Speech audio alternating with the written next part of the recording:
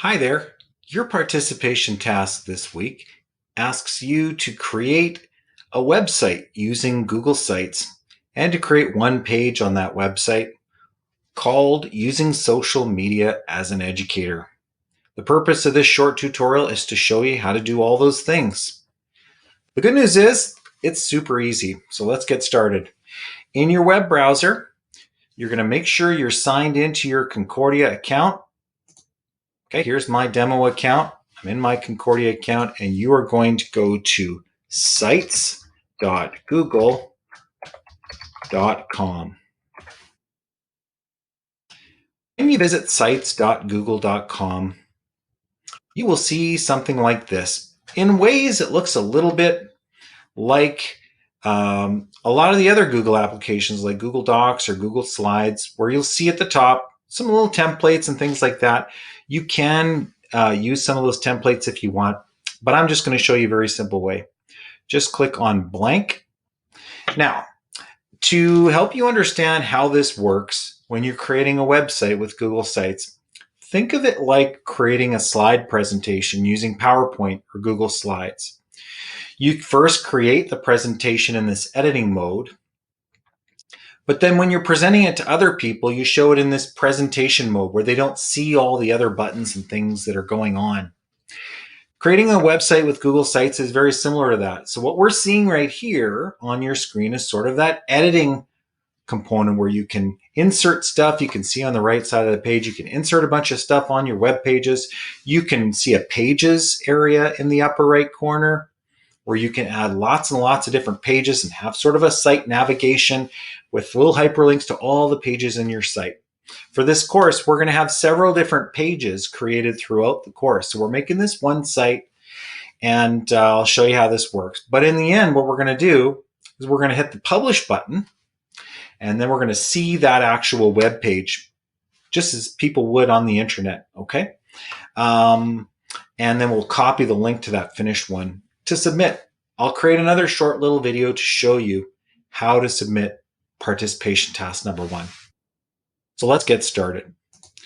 This is our website. I would call it something like your name and Education 503. If you're not comfortable sharing your name, honestly, not a lot of people are going to see this in real life. Probably just me and you. There are some things we can do if you're really concerned about having anybody else in the outside world seeing this. I will say this, that some students have used this website as something to include in their application packages to show their proficiency and their ideas related to the use of technology, but it's up to you. Gives you you see these little tutorials all over the place. So you're going to give it a name. What you can do is, if you wish to, there are lots of different themes. If you look in the upper right-hand corner, you'll see a little themes area, and you can select lots of different themes. And then when you do select themes, there are different sort of color palettes. So you can kind of choose whatever you want, and you can switch that very, very easily. Okay. Now, another thing you might want to do, this is totally optional. You don't have to do any of this. You don't have to make this. Why don't I just start with the stuff you need to do, and then we can go through the extras later. All right, so what you're going to do, this is your website. We're going to go to pages. This is called your home page, but this is not where we're going to put the social media stuff. And the reason for that is because this is our home page, so we're going to create other web pages for the different specific participation tasks. Not every particular task needs a web page, but some of them do. So when you click pages in the upper right-hand corner, go down to the very bottom right, and you're going to hover over that little plus, and you can either add a new page or a new link to a different website, but we're going to do a new page. And this new page we're going to call Using Social Media as an Educator. And you'll hit done. This is your new page. Check this out up here. You now can go back to your home page, or you can go to your new page. They both look identical at this point, but we're going to add some different content on here. How do you add content to your page? Well, there are two main ways. One is through this little insert part, and really the only thing that's a requirement this week is Let's see what the requirement is. The requirement for your site is a published viewable web page. Yep. 2 sentences of text. Great. And we're going to put an image. Okay, so let's go back to our web page. That's what we're going to do. Here's our web page. We're going to need 2 sentences of text related to something you've learned this week. Okay. I'm not judging the validity. Please make it related. But I want to see, the goal here is that I want to see that you can put text and a picture and create a web page. That's the participation task. I'm not going to be judging how in-depth your comments are. Now, I hope you think carefully about your comments. I want you to. But it has to be related to something we learned this week. But aside from that, it doesn't have to be like pages and pages or anything. I'm not grading on that part, okay? So as I said, the 2 ways to insert stuff are either through the insert menu. You can see I could add a text box. If I click it, look, there it is. And I can just start typing away. I can add images. I can add embed code. So if I found like a YouTube video that has some embed code, I'll show you that in a little bit. Or lots of other websites give you the ability to embed their media onto your pages. So, or also I could put in something from my Google Drive. There are lots of other things we can put in here, but for now we're going to keep it simple. Text and a picture. Okay, so I can just start typing there. I learned many things this week. So let's just pretend that I had typed the right amount. That can be where it is. Now, notice this. When you hover over this text box, you see some little, if you look closely, you can see a whole bunch of little dots. It almost looks like Braille. You can drag and drop and move these things around. If you see these little blue dots here, you can also shrink. Okay, you can shrink these things and then you can move them around. So it's up to you. When you start adding stuff to your page, you can just drag it around, almost like a slide on a Google slide. You can drag and arrange things as you wish to. So let's say I'd like to include an image. I can choose, if I choose insert image, that is going to be upload or select. Okay. Upload means I've got it saved on my computer. Select means that I can right here. I can select it from my Google Drive by URL, or I can do a Google image search. That's the one I'm going to go with, okay? A Google image search. Now, when I choose something like YouTube, let's say my comments are about YouTube this week. I could include any one of these icons in here, okay? So let's say I click that, and then I choose in the bottom right, I choose Insert. Bingo. Now I've got the YouTube and I've got my text. Check it out. I can drag these things around wherever I want till it is exactly how I want. When I click on things, I can resize these images. Okay. Now watch this. If I resize something and it now has lost its shape, look what I can do right at the top of this particular image. See this little thing right here? I can do that, and it'll just kind of expand it to fit perfectly. I also have a little crop symbol where if I want to cut off part of the picture, I can do that. I can even hit a hyperlink to be able to then go to YouTube, but that's not part of the assignment this week. Again, you can do some really cool stuff, extra stuff if you wish to, but you certainly don't have to. All right, so really, that is the bare bones of what this particular task is asking you to do. Create the page. Okay, I'm going to give my site a name, DMOS Education 503. It should be something somewhat identifiable, even if it's just your initials, if you don't feel comfortable putting your last name. This particular page, look, I've got a home page. I've got now my other first page. I don't have to put anything on the home page for now. If you want to decorate it, add it up, add some stuff to it, that's fine, but you don't have to. Now, that's all I have to do, aside from then publishing it. So remember when I told you that the web page was like making a PowerPoint? So I've done the editing stuff. Nobody can see this website yet until I publish it. Okay. So when I hit publish, I'm going to be given some options. How do I want to name the web address of this? I'll probably just leave whatever they would suggest. Now, by default, this is the option that only people at Concordia can see your page. And that's fine. You can leave it like that if you want, but I would change it to, you can leave it. If you're concerned with people, you could change it right now. Click anywhere to get the link.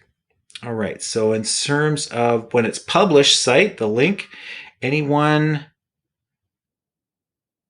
I can make it public such that anybody now don't have to be logged into Concordia can see your website. That would be my preference. I'm not going to mark you down less if you keep it just people within Concordia, but I definitely need access. Now, there is even a way, if you preferred, to really super restrict it such you only share it with me. That's it. You and me. That's it. We're the only two humans in the world who can see this. And you would have my Concordia email address there to be able to add me in such that when I'm signed into Concordia, I can see your website. But I would prefer if you just kept it public. I'm telling you, nobody else is going to see this, okay? Unless you really want them to. So you're going to hit done. You've got your settings there of who can see it. Right now it says anyone. Again, you've got different options there, but at least make sure I can see it, okay? And then publish. So the very first time you do this, you're going to hit publish, and then you're probably going to get a little confirmation message at the bottom once it's published. But here's what we can do. This is a really important one. What does this website look like to the outside world? Well, right next to the publish now, you're going to see a little drop-down arrow. And you can click on View Published Site. That's going to open up a brand new tab. This is what your actual website looks like, published to the world. Okay. Now this link right here to your using social media as an educator, that's what you want. Okay. Don't copy the link to the editing version of this website. No. Find the published link. And again, where did I find that? Right next to where it says publish. A little arrow, View Published Site. That's the actual web page of my real website for using social media as an educator. That's the link you need to hand in to me with your published website. Here's my text. Here's my picture. That will get you a 4 out of 5. Okay. Let's look back at the expectations there. If you want to go for 5 out of 5, it includes all of these things here, which is the text, 2 sentences of text related to what we were talking about, and an image. Now you can also add an embedded YouTube video or a tweet or any other social media element you want. Okay. So let's say I wanted to add a YouTube video. Right on. I can go to YouTube and I can find the embed code. Now, another option I actually have, believe it or not. Sorry, let me go back to here. Another option I have is insert. Check it out in the insert menu, YouTube. Click that, and you got a little YouTube search right here. So you can search for something related to social media. Maybe it's a cool educator that you found doing educational videos. You can do a search right from here if you want. And but if you would like to go and find something on your own, okay. Let's say you want to find someone else in education on here related to our content. So let's say I wanted to find out ATA PD. Search ATA PD. There they are. So here are some videos. Let's say I want to show this cool Wonderopolis video on my website. All right. All you need to do is copy that YouTube link up there and watch this. Copy it. You can right-click copy it, Control-C, Command-C, depending on your device. Go back to your website.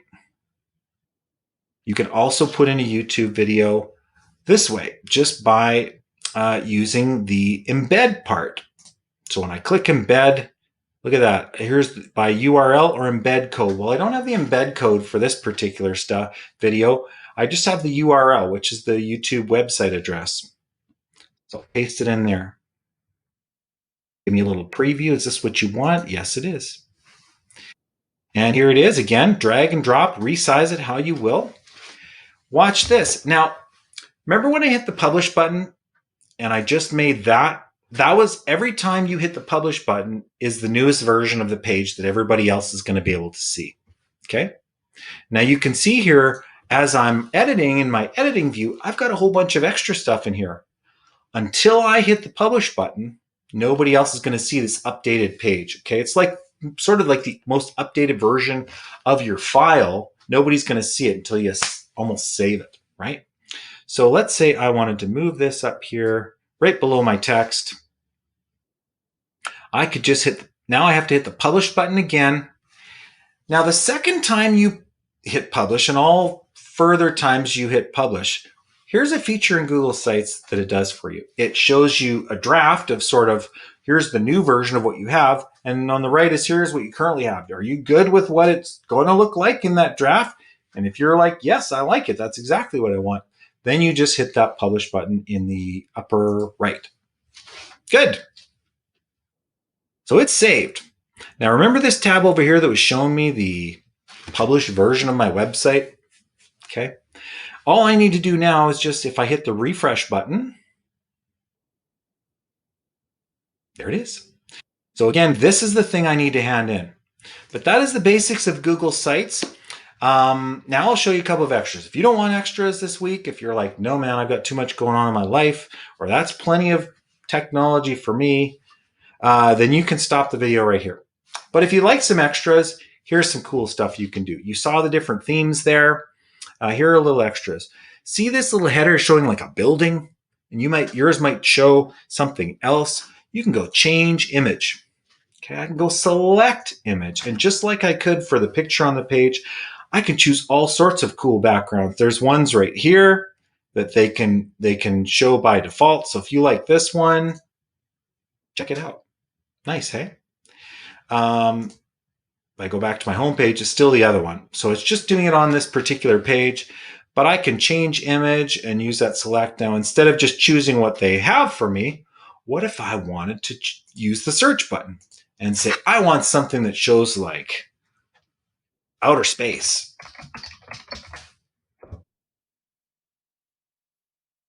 Check it out. There's all sorts of things you can choose here. So if you want that as your background or that,